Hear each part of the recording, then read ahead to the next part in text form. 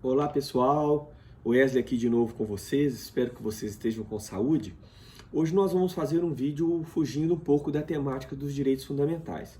Nosso vídeo de hoje ele vai falar sobre a organização político-administrativa da República Federativa do Brasil.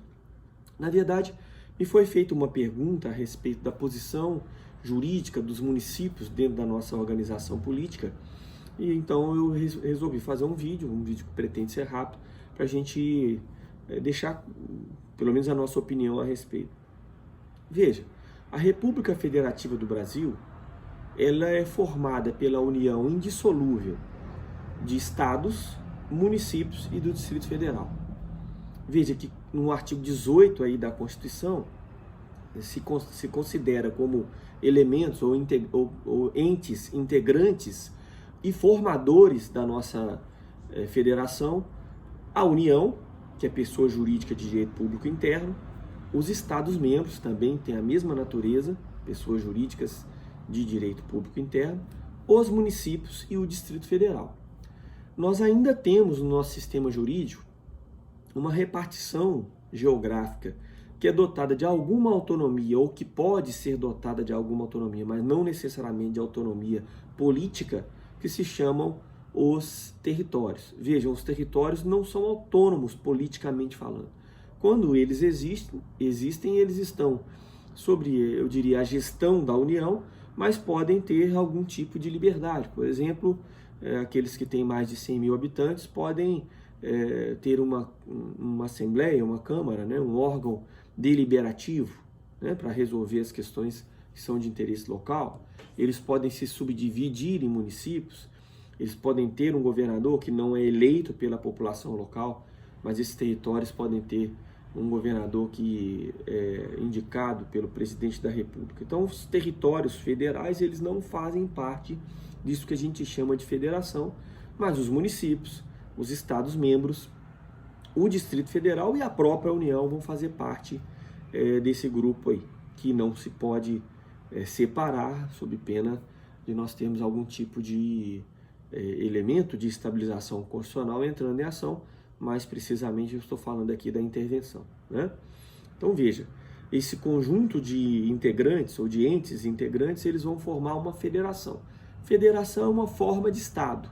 A nossa forma de Estado é a forma federativa de Estado, o que significa que nós temos repartições geográficas dotadas de autonomia política, para que se possa então exercer de maneira adequada o poder, seja o poder executivo, seja o poder legislativo, eventualmente o poder judiciário. Tá? É preciso ponderar que os municípios, mesmo tendo sido considerados pela Constituição de 1988 parte integrante da nossa federação, eles não têm todas as atividades ou todos os órgãos do poder se formos comparar com os Estados-membros e com a própria União. Estou querendo dizer a respeito do poder judiciário. Os municípios brasileiros não são dotados de um poder judiciário, mas eles são dotados de um órgão legislativo, as câmaras municipais, né? Assim como os Estados-membros têm lá a Assembleia Legislativa, os municípios têm as câmaras municipais, assim como a União, no caso, né, vai ter a Câmara de Deputados e o Senado Federal, em relação à sua atividade legislativa, os outros entes também têm um órgão correlato que vai ser responsável pela função legislativa do Estado. Obviamente que tanto os municípios quanto os estados e a União e o Distrito Federal são dotados de autonomia no sentido político da palavra, né? Então, a chamada autonomia política, ela vai consistir na capacidade de se autogovernar, na capacidade de se auto-administrar, na capacidade de ter legislação própria, então de se auto-legislar, e também na capacidade de se auto-organizar. Então, autogoverno, autogestão ou auto-administração, daria mais ou menos na mesma situação. Auto-organização e auto-legislação são os quatro componentes, os quatro elementos dessa chamada autonomia política, né? Então veja, os municípios, os estados, podem escolher seus governantes, podem escolher o seu prefeito, ou a população que vive no município escolhe com liberdade o seu prefeito, participa evidentemente na escolha do governador do estado. não há uma indicação, por exemplo, para ser prefeito de um determinado município, vindo de um órgão superior, por exemplo, vindo do Estado, vindo da União, né?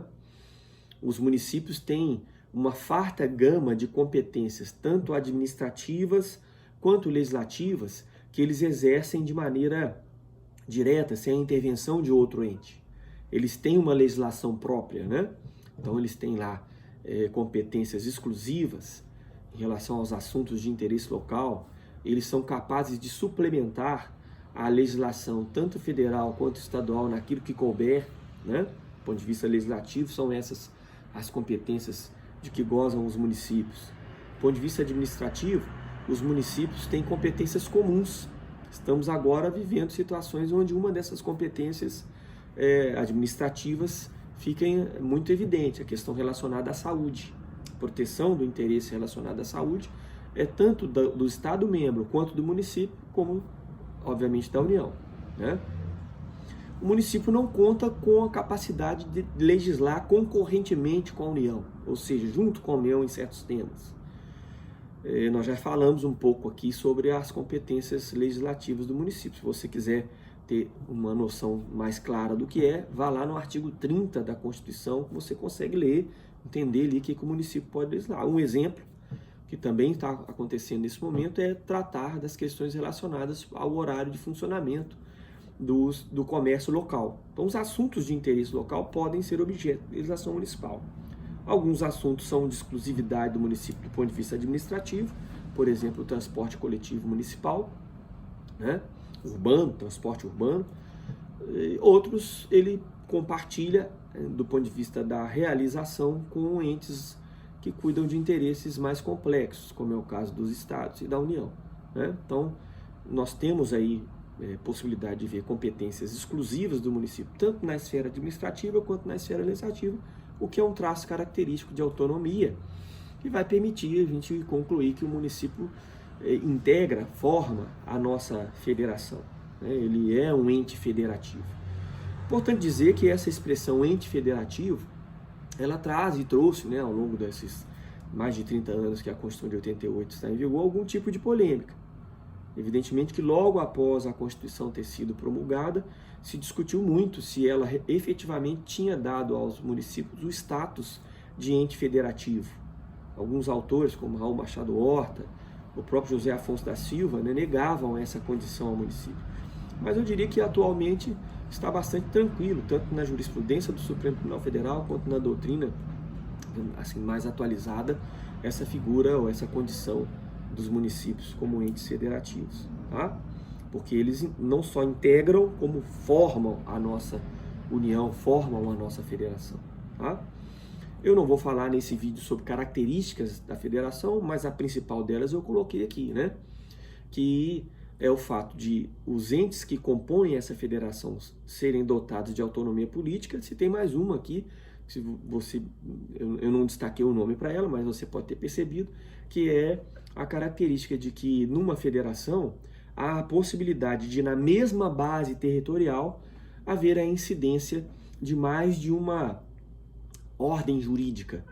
Ou seja, você tem, quando mora em Governador Valadares, em Belo Horizonte, em São Paulo, Rio de Janeiro, enfim, em qualquer dessas cidades, que obedecer tanto às determinações legais que partem da Câmara de Vereadores, quanto aquelas que partem da Assembleia Legislativa e, é claro, aquelas que partem do Congresso Nacional, que é composto, como vocês sabem, da Câmara de Deputados e do Senado Federal. Então, essa incidência na mesma base territorial de mais de uma ordem jurídica também é uma característica da federação, e a gente percebe que o município faz parte, também pode produzir suas próprias normas, e isso está bastante claro, né? Me parece, do ponto de vista prático, nas questões que estão acontecendo agora, nesses meses aí de fevereiro, março, abril e maio de 2020, quando eu estou gravando esse vídeo para vocês, tá bom? Então a resposta à pergunta que me foi feita, na minha forma de ver, claro, é que o município, sim, é um ente federativo. Ele não só integra, como ele forma a nossa federação. Ele é dotado de autonomia política. A sua legislação deve ser respeitada da mesma forma com a qual se deve respeitar a legislação federal quanto à legislação estadual.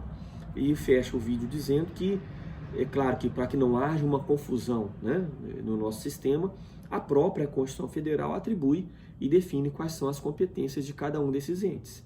Já disse para vocês, eu quero fechar repetindo que quem quiser saber quais são as competências administrativas e legislativas dos municípios, confere lá o artigo 30 e o artigo 31 da Constituição da República Federativa Brasileira.